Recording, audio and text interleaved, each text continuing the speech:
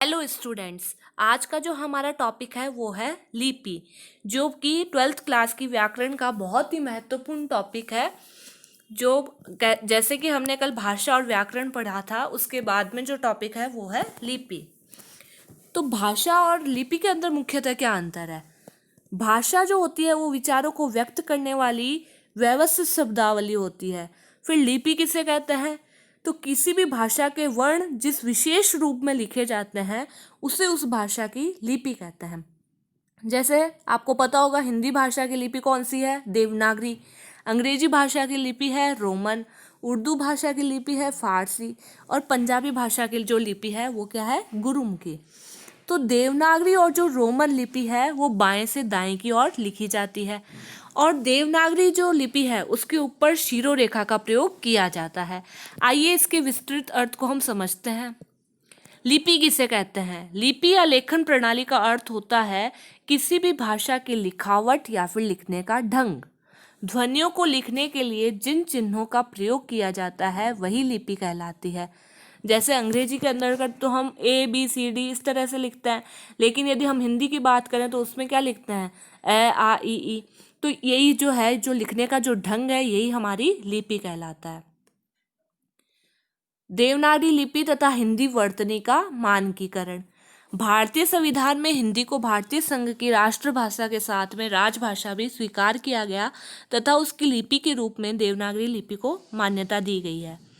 भारत सरकार के शिक्षा मंत्रालय, जो मानव संसाधन विकास मंत्रालय के अंतर्गत आता है, केंद्रीय हिंदी निर्देशालय के तत्वावधान में भाषाविदों, पत्रकारों, हिंदी सेवी संस्थाओं तथा विभिन्न मंत्रालयों के प्रतिनिधियों के सहयोग से देवनागरी लिपि तथा हिंदी वर्तनी का एक मानक रूप तैयार किया गया है। यह स्वरूप ही आधिकारिक तौर पर मान्य है, अतः हमें भी इसी का ही प्रयोग करना चाहिए और हमें शुद्ध हिंदी और शुद्ध देवनागरी लिपि के साथ में ही लिखना चाहिए। देवनागरी लिपि का निर्धारित मानक रूप। अब मानक रूप इसमें क्या क्या है? जैसे कि स्वर आप जानते ही हैं, 11 होते हैं, अ आ इ ई उ ऊ री ए ऐ ओ औ। इनकी मात्राएं आपको पता ही है, इस तरह से लगती है। अनुस्वार है, इसमें अंग है। विसर्ग जो है। अनुनासिकता चिन्ह क्या है? चंद्र बिंदु ऊपर आ जाता है।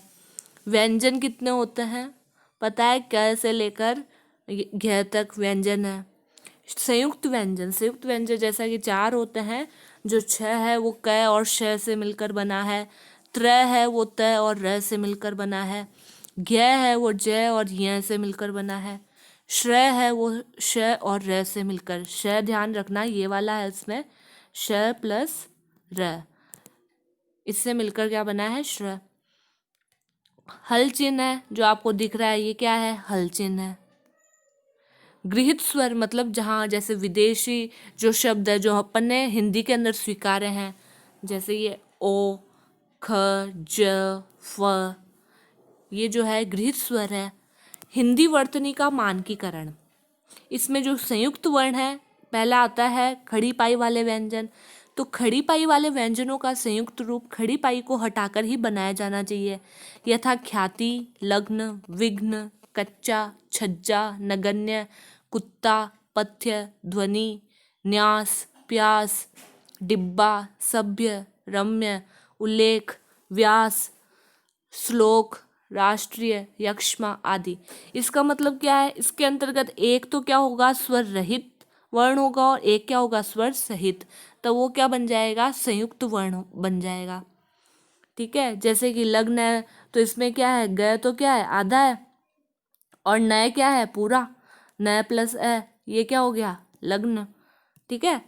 विभक्ति चिन्ह के अकॉर्डिंग भी देखिए, हिंदी के विभक्ति चिन्ह सभी प्रकार के संज्ञा शब्दों में प्रतिपदिक से पृथक लिखे जाएं। जैसे राम ने, राम को, मतलब ये संज्ञा शब्द है तो आपको पता ही है। जैसे राम ने, इनको अपन साथ में नहीं लिख सकते, राम को जैसे कि अपन ये लिख देंगे राम ने, तो ये गलत हो जाएगा, एक साथ में लिखेंगे। इनको क्या करना चाहिए? अलग अलग लिखना चाहिए। जैसे राम ने, राम को, राम से। जैसे स्त्री ने, ये क्या है? संज्ञा शब्द है। स्त्री को, स्त्री से। यदि हम सर्वनाम शब्दों की बात करें तो ये चिन्ह प्रतिपादक के साथ में लिखा जाए, प्रतिपदिक के साथ। जैसे कि उसने, उसको, उससे। इसमें ऐसा नहीं लिखते अपन कि उसने अलग अलग लिख दें। सर्वनाम है तो इसमें साथ में ही लिखे जाएं। सर्वनाम के साथ यदि दो विभक्ति चिन्ह हो, यदि अपन ने दो विभक्ति चिन्ह ले लिया तो उनमें से पहला मिलाकर और दूसरा पृथक लिखा जाए। दो विभक्ति चिन्ह तो जैसे उसके तो अपन ने साथ में लिख दिया और जो दूसरा वाला है लिए उसको पृथक करके लिखा जाए। ये हो गई विभक्ति चिन्ह की बात। तो ये हिंदी वर्तनी का जो शुद्ध जो मानकीकरण है ये पढ़ रहे हैं अपन। फिर क्रियापद, क्रिया किसे कहते हैं? किसी कार्य को करना ही क्रिया कहलाता है। तो संयुक्त क्रियाओं में सभी अंगीभूत क्रियाएं पृथक पृथक लिखी जाए। जैसे पढ़ा करता है, बढ़ते चले जा रहे हैं, आ सकता है, खाया करता है, खेला करेगा, घूमता रहेगा आदि। संयोजक चिन्ह, संयोजक चिन्ह का विधान अर्थ की स्पष्टता के लिए किया गया है। जैसे द्वंद्व समास में पदों के बीच में संयोजक चिन्ह रखा जाए। यदि अपन द्वंद्व समास देखते हैं तो उसमें संयोजक चिन्ह बीच के अंदर आता है, ये वाला। ठीक है, जैसे दिन रात, देख रेख, चाल चलन, हंसी मजाक, लेन देन, शिव पार्वती संवाद, खाना पीना, खेलना कूदना। इसमें जो और है, और की जगह अपन क्या लगा देते हैं? ये संयोजक चिन्ह। सा, जैसा आदि से पूर्व संयोजक चिन्ह रखा जाए। जैसे तुम सा, मोटा सा, कौन सा, कपिल जैसा, चाकू से तीखे। ठीक है, तो इसमें बताया है कि भाई द्वंद्व समास और संयोजक चिन्ह है, ये किस तरह से लिखे जाते हैं, इनका मानकीकरण है। तत्पुरुष समास में संयोजक चिन्ह का प्रयोग वहीं किया जाए जहां उसके बिना अर्थ के स्तर पर भ्रम होने की संभावना हो, अन्यथा नहीं। जैसे भू तत्व, भू मतलब होता है पृथ्वी, धरा, है ना। तो भू तत्व मतलब पृथ्वी तत्व।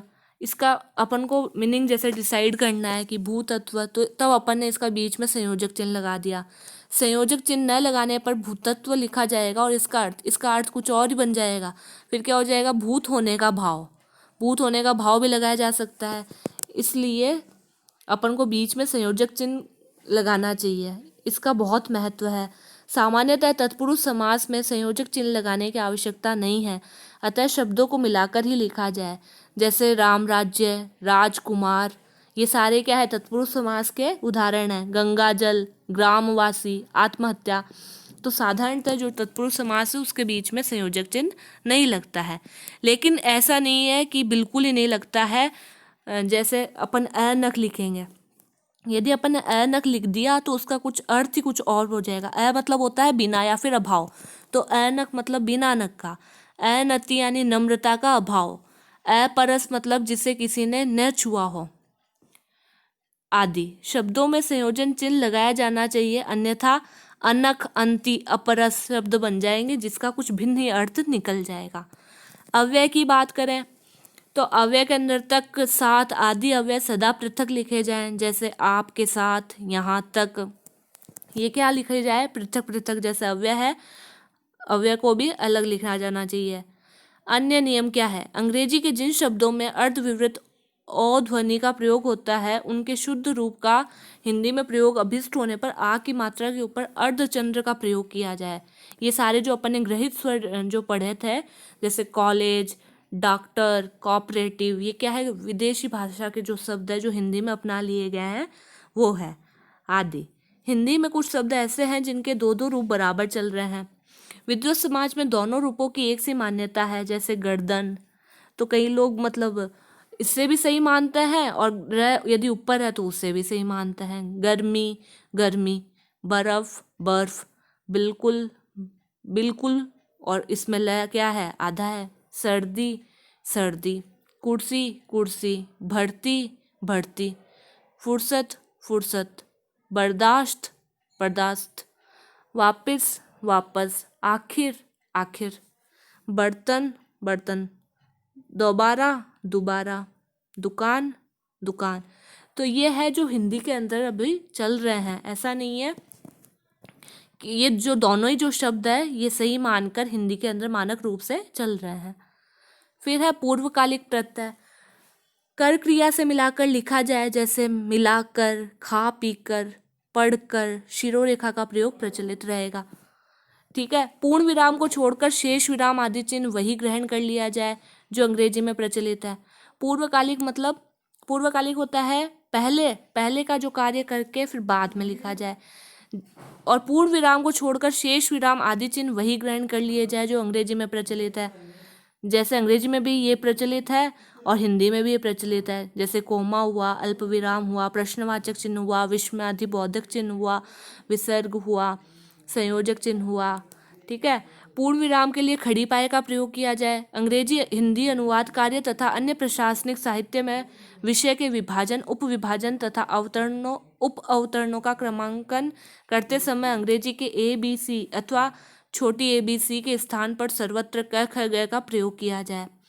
तो अंग्रेजी में तो इसको ABC या फिर अपन छोटी बड़ी करके लिख सकते हैं, लेकिन हिंदी के अंदर मानक रूप यही है क ख ग या फिर अ ब स ए आ ई आदि का क ख ग का प्रयोग किया जाए। अ ब स अथवा अ आ ई आदि का प्रयोग नहीं किया जाता।